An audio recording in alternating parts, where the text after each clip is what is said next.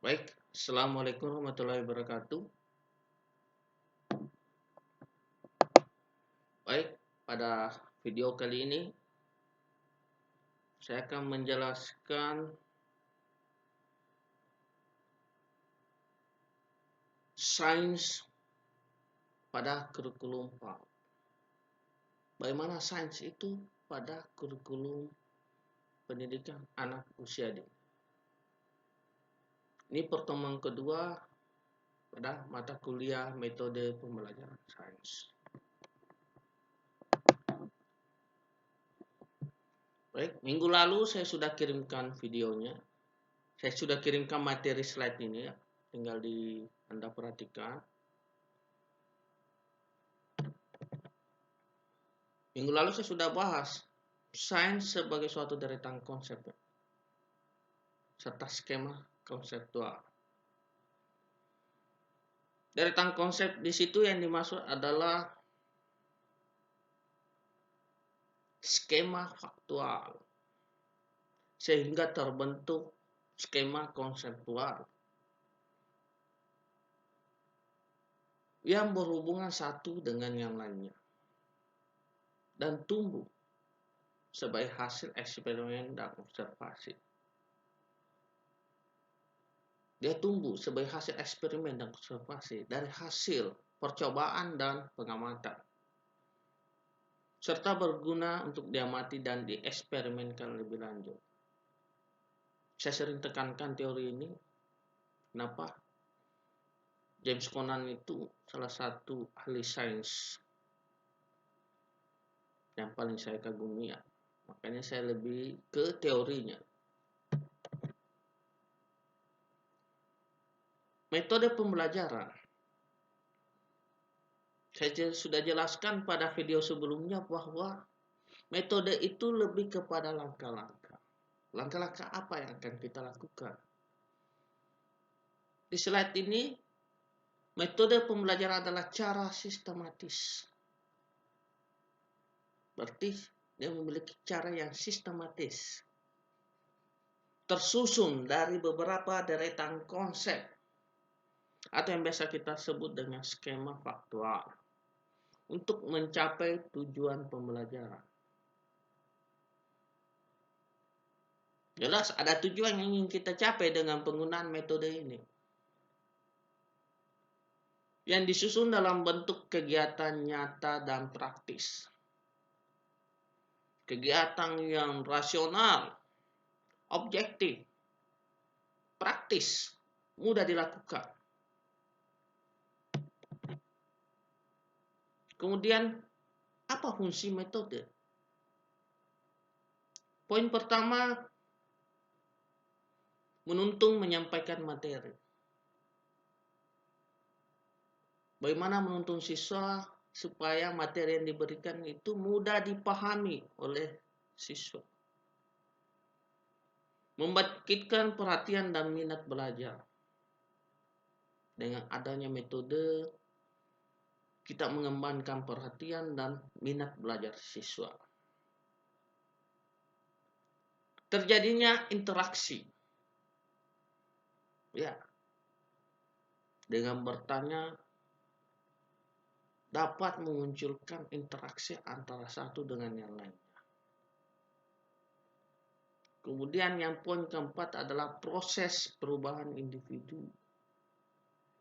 Bagaimana membuat individu itu lebih berpikir kritis. Dan yang terakhir, menciptakan iklim belajar. Menciptakan suasana yang belajar yang menyenangkan. Atau yang biasa kita sebut dengan pendidikan aktif, kreatif, dan menyenangkan. Kita pahami di sini bahwa saya lebih kepada teori tabula rasa ya. Bahwa anak itu ibarat kertas kosong. Anak itu ibarat kertas kosong. Terserah seorang guru ingin menuliskan apa di atas kertas kosong tersebut. Ingat, seorang anak tidak ada yang bodoh ya. Jangan pernah mengatakan bodoh. Jadi saya sarankan Anda baca-baca teori tabula rasa tersebut. Karena saya lebih ke teori tersebut ya. Apa pertimbangan memilih suatu metode? Ya, perhatikan. Tujuan apa yang ingin Anda capai? Tujuan pembelajaran apa yang ingin Anda capai? Kemudian kedua, karakteristik anak. Makanya pelajari karakteristik anak. Apakah dia lebih ke audio atau visual atau audio dan visual? Dan perhatikan alokasi waktunya. Dan sampai Anda menggunakan metode dengan waktu yang lama ya.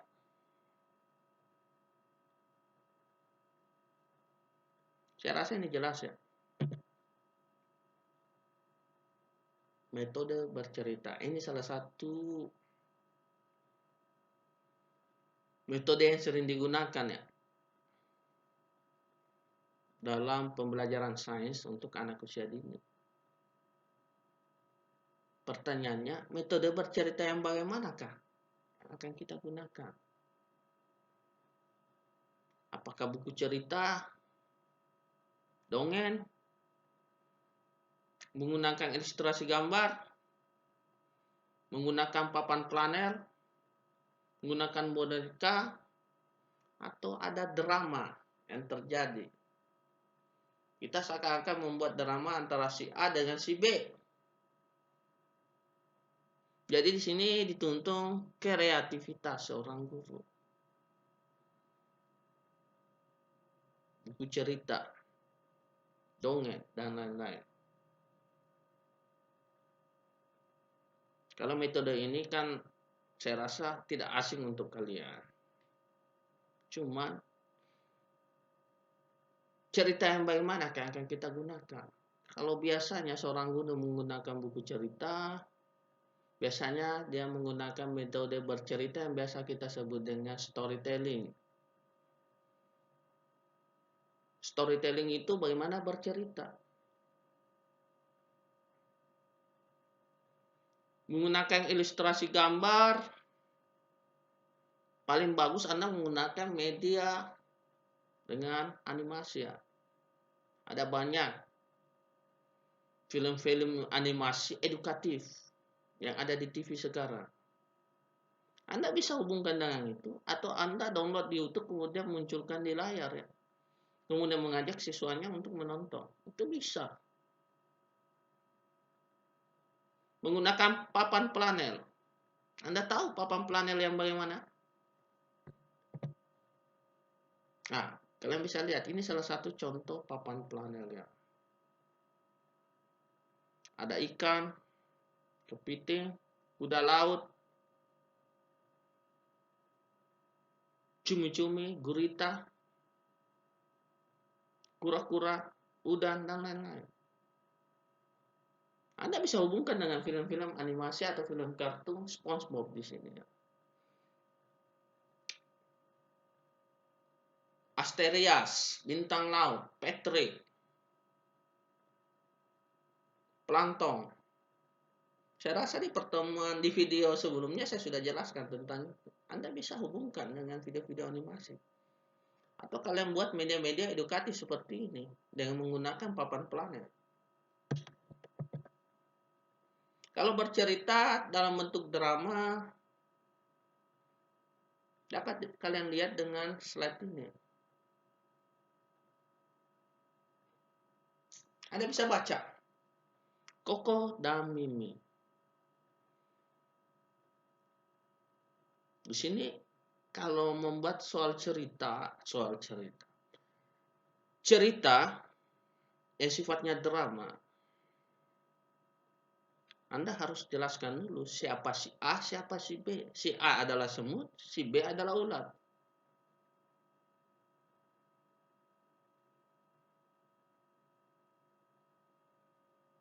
Jadi sebelum itu Anda harus tahu apa kesimpulan dari bacaan itu.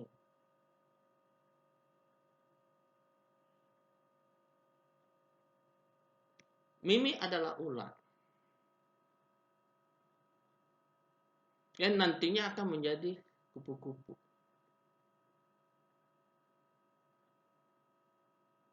Itu inti dari cerita ini. Tapi kita buat dalam bentuk cerita drama.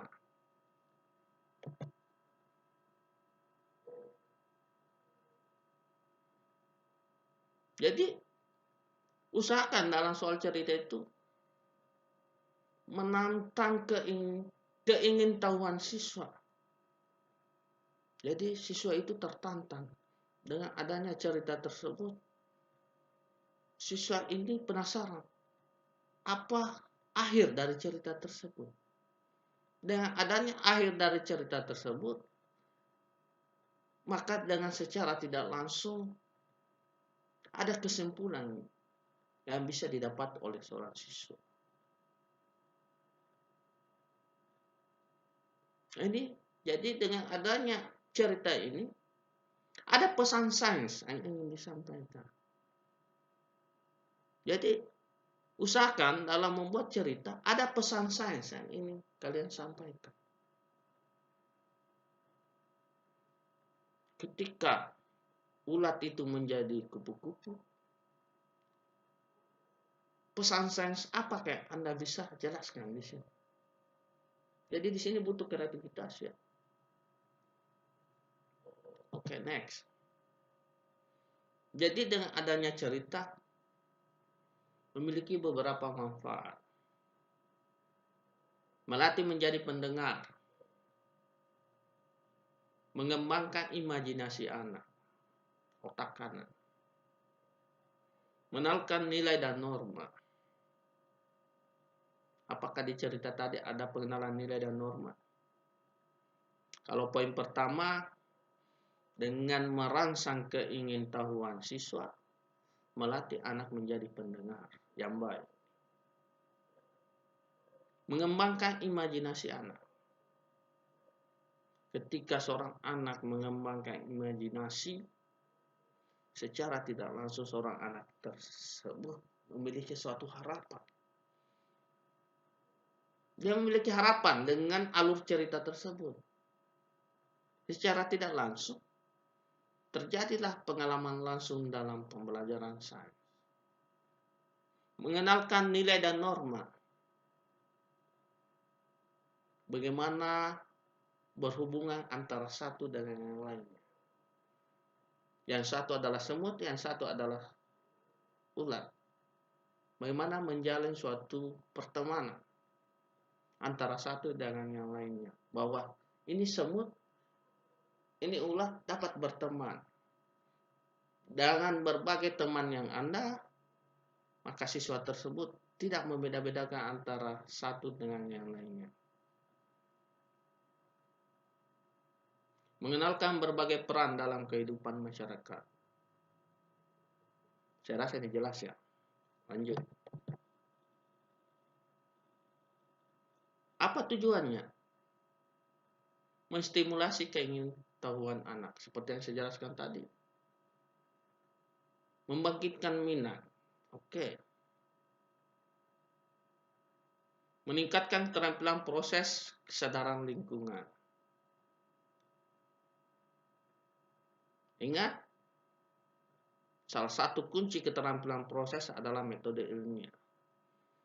Ketika mengamati dan bertanya, maka timbulnya metode ilmiah yang biasa kita katakan dalam sains adalah keterampilan proses. Meningkatkan keterampilan berpikir dan pemecahan masalah. Ketika seorang anak membuat sebuah harapan, dapat kita katakan bahwa anak itu mulai melatih keterampilan berpikir dan pemecahan masalah.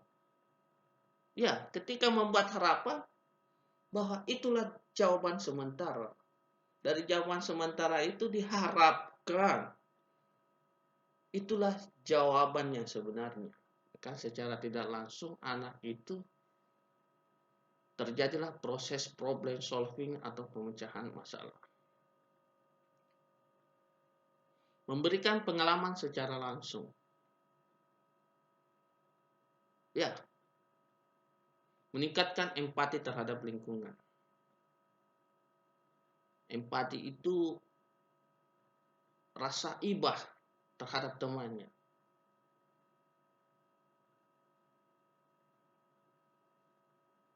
Rasa ibah, kasih sayang, dan lain-lainnya.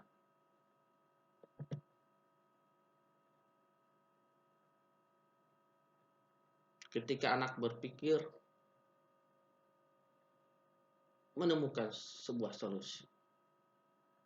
Jadi ketika pembelajaran sains untuk anak usia dini, usahakan jangan pernah langsung memberikan jawaban kepada si anak ya. Usahakan anak itu berpikir apa solusi terhadap apa yang dihadapi saat ini. Usahakan dia berpikir sendiri atau menemukan jawaban sendiri ya. Makanya disebut dengan pendekatan discovery inquiry. Mencari dan menemukan jawaban.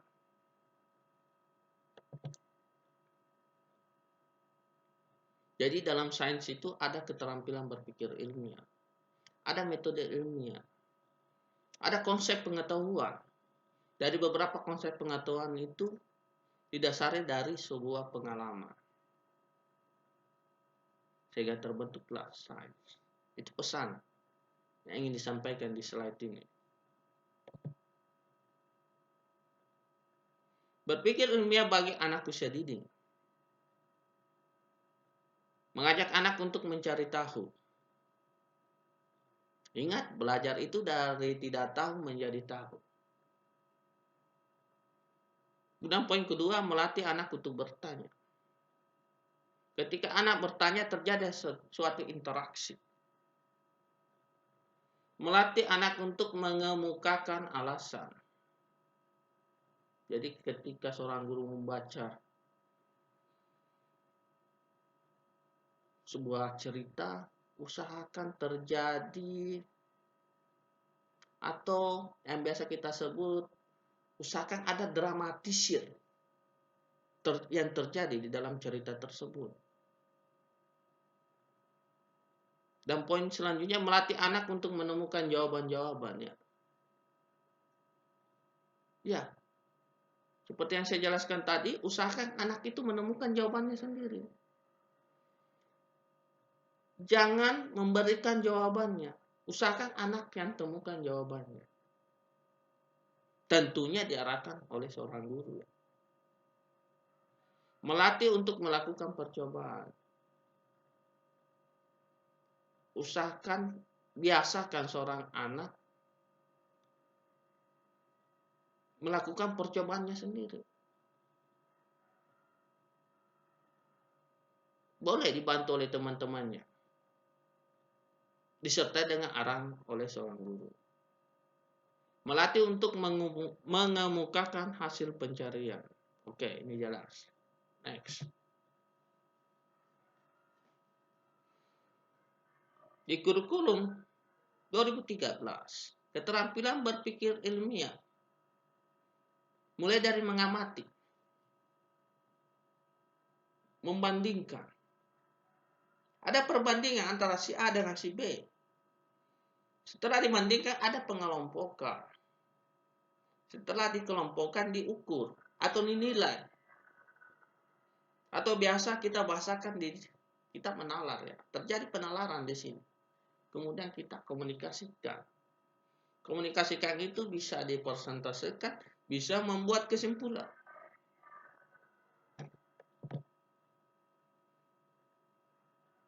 Pengalaman langsung memunculkan pengetahuan. Adanya interaksi antara siswa dengan temannya, siswa dengan gurunya, siswa dengan lingkungan belajarnya, terbentuklah suatu pengetahuan. Ketika siswa mencoba, menggali dan mencari tahu, terjadilah aktivitas. Aktivitas ini bisa mengarah kepada pemecahan masalah yang disebut dengan problem solving. Perhatikan baik-baik di sini, karena apa yang akan kita lakukan di pertemuan ketiga sampai pertemuan selanjutnya lebih kepada standar PAUD terkait dengan keterampilan berpikir ilmiah. Jadi apa-apa yang kita lakukan nanti tuh perhatikan standar PAUD. Kita tidak boleh melenceng dari kurikulum PAUD ya. Jangan sampai pada semester genap tahun lalu saya mengajar metode pembelajaran sains, ada beberapa guru PAUD yang memberikan materi bukan dalam lingkup PAUD. Dia mengambil materi SD. Sesuai atau tidak? Jelas kita melenceng dari kurikulum ya. Walaupun apa yang temannya praktikkan adalah sangat-sangat menarik. Tapi ketika melenceng dari kurikulum PAUD, berarti kita tidak mengikuti aturan yang ada.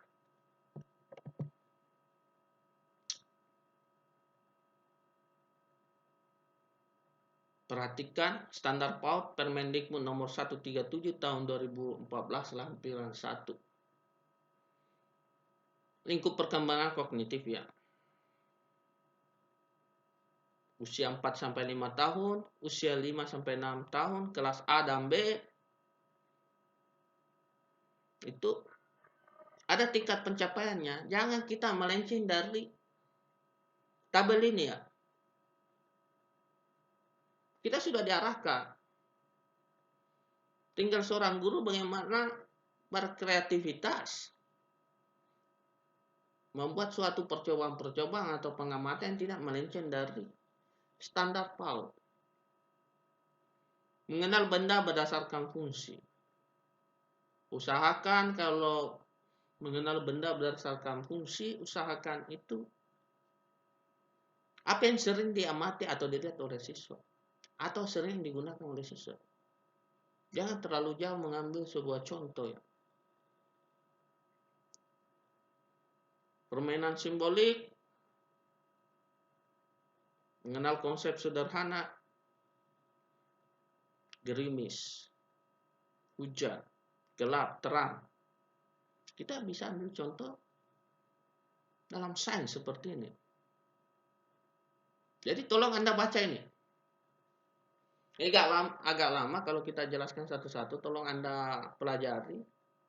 Karena ini akan kalian pakai sampai Anda bekerja nantinya sebagai seorang guru PAUD. Jadi ketika kalian mengambil contoh nanti, kan nantinya saya akan menyuruh salah satu mahasiswa membuat video pembelajaran sains untuk anak usia dini. Terserah kalian mau pilih ke usia 4-5 tahun atau 5-6 tahun. Kelas A atau B. Tapi yang tentunya tidak lewat dari standar PAUD ini ya. Kalian mau lebih ke berpikir logis boleh juga. Tadi kan kognitif, logis, itu sesuai dengan logika. Kalau kognitif ini lebih kepada hasil belajar ya. Kognitif, pengetahuan, belajar dan pemecahan masalah. Berarti kita fokus kepada belajar dan bagaimana memecahkan suatu masalah. Kalau poin-poin untuk berpikir logis atau sesuai dengan logika, rasional, Anda perhatikan tingkat pencapaiannya.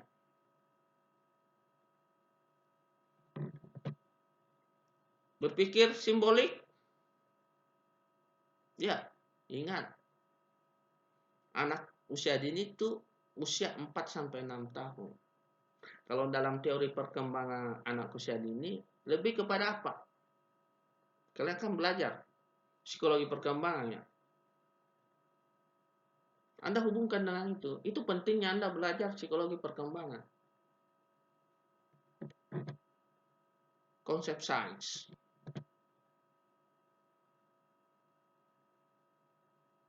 Kalau ini jelas ya. Ilmu fisik. Fisika. Ilmu kehidupan. biologi, bumi dan lingkungan, geografi. Semua berada dalam konsep sains. Ilmu fisik, contohnya, katrol sederhana. Anda akan lebih mudah menimba air dengan menggunakan katrol daripada tidak menggunakan katrol. Itu contoh pertama. Contoh kedua, ketika seorang anak memantulkan sebuah bola, semakin kuat gaya ototnya, semakin kencang pula bola tersebut. Ilmu kehidupan makhluk hidup. Makhluk hidup tidak dapat hidup tanpa oksigen. Ada banyak konsep sains. Kemudian, bumi dan lingkungannya. Kita ajar bagaimana siswa itu mencintai alam dan sekitarnya. Kalian pelajari kurikulum 2013 PAUD ini ya. Perhatikan yang saya tandai. Ya, saya kasih warna kuning itu pada slide. Mengenal anggota tubuh. Biologi.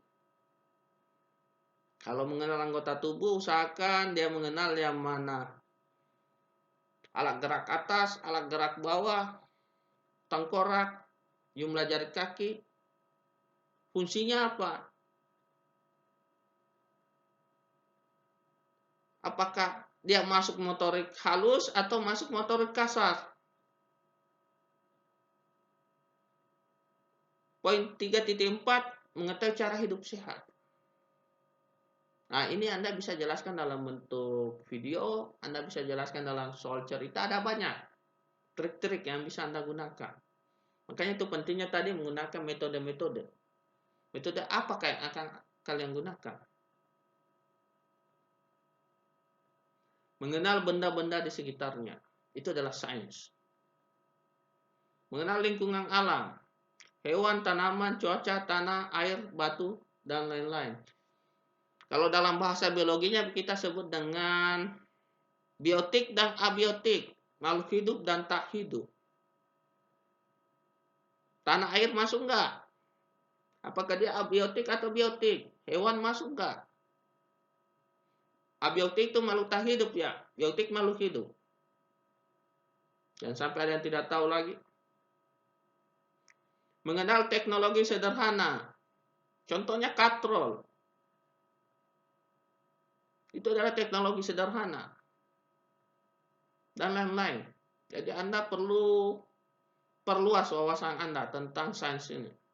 Ada banyak hal yang bisa Anda lakukan.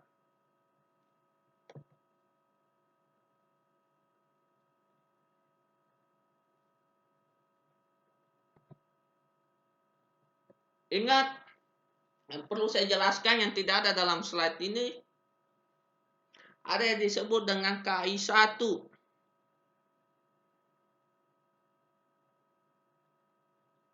Yang manakah KI 1 itu? Di sini cuma yang saya jelaskan itu KI 3 dengan KI 4. KI 3 itu lebih kepada pengetahuan, KI 4 itu lebih kepada keterampilan. Perhatikan di tabel pertama, KI 3 ini, mengenali diri, keluarga, teman, itu adalah pengetahuan. KI 4 adalah keterampilan. KI 2 adalah sosial. KI 1 apa? KI 1 contohnya, bagaimana seorang siswa mengenal agamanya.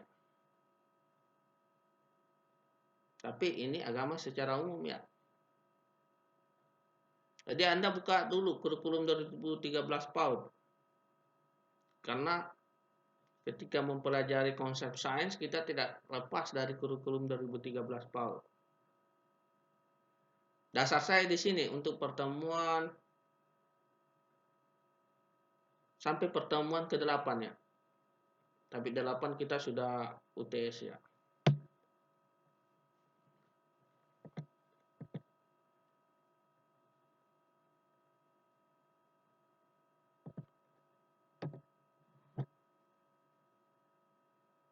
Oke, untuk tugas nanti saya kasih tugas.